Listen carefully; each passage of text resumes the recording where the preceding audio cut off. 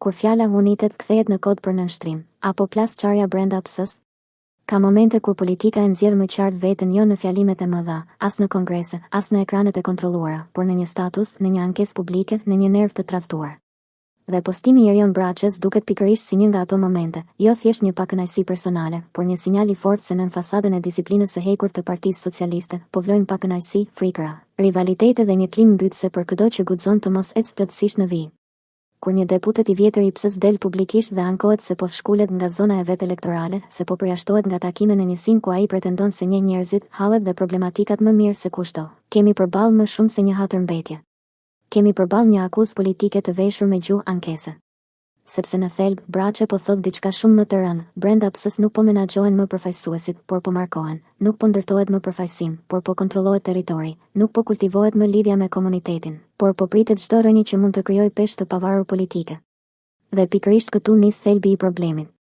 Një parti që ka vite në pushtet, kur fillon t'i trembet deputetit që njeh zonën, që ka lidhje njerëzore, që ka zë, që mund të krijojë profil të vetin, do të thotë se nuk është më një forcë e sigurt në vetvete. Është një strukturë që ka hyrë në fazën e paranojës. Është ajo fazë kur lideri dhe rrethi përreth tij nuk duan më figura me bazë, por vetëm funksionar pa shtyllë kurrizore, jo njerëz që përfaqësojnë qytetarët, por njerëz që përfaqësojnë vullnetin e shefit. Braçë, në mënyrën e tij, e thot qartë, kjo mania për të shkulur deputetin nga zona është gabim. Dhe ka të drejtë. Sepse deputeti që shkputet nga territori, nga njerëzit, nga hallet e përditshme të komunitetit, nuk mbetet më përfaqësues.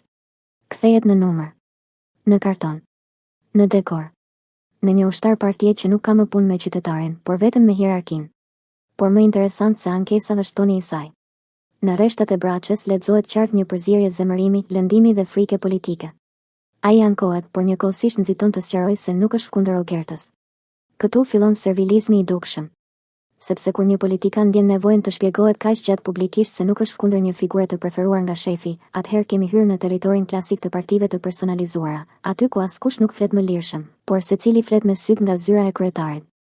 Kjo nuk është më politikë normale. Kjo është klimë mobori. Braçë nuk po reagon si një figurë e lirë politike që mbron bindjen e vet, por reagon si dikush që e ka kuptuar se fjala e tij ka shkuar në veshët e shefit dhe se tashmë duhet të jap prova lojaliteti.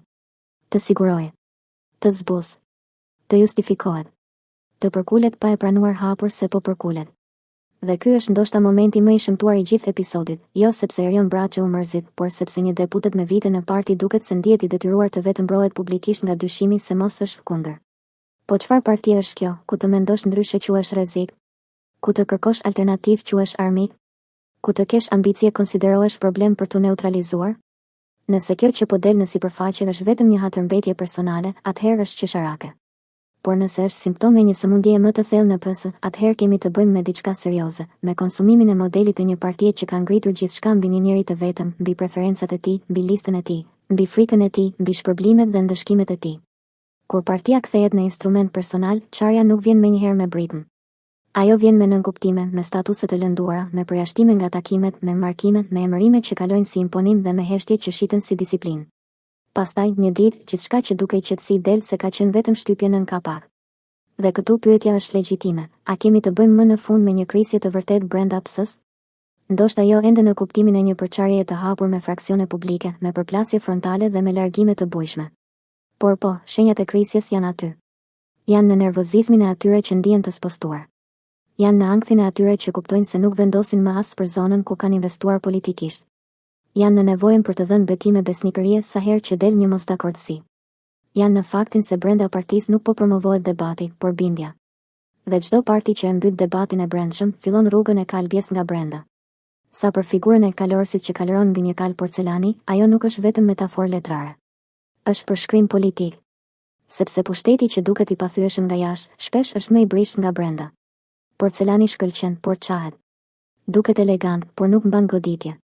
Dhe sa më shumë një lider ndërton imazhin e pakontestueshmërisë, aq më i rrezikshëm bëhet momenti kur fillojnë plasaritjet e para. Sepse rënia e atij që ka ndërtuar gjithçka mbi kontrollin absolut, nuk nis kur e sulmon opozita. Niset kur njerëzit e vet fillojnë të flasin, të ankohen, të lëndohen dhe të ndihen të panevojshëm. Braçë sot mund të mos jetë rebel. Mund të mos jetë as disident. Madje në këtë episod duket më shumë si i trembur se sa sfidues. Por vetë fakti që ai ndjeu nevojën të flasë, të shfryjë dhe njëkohësisht të justifikohet, tregon se brenda asaj godine politike jo gjithçka është aq sterile dhe e qetë sa duan ta shesin. Psia prej kohësh nuk duket më si parti e ndërtuar mbi ide, por si mekanizëm i menaxhimit të bindjes. Kush bindet ecën. Kush pyet markohet. Kush guxon të ketë alternativë izolohet.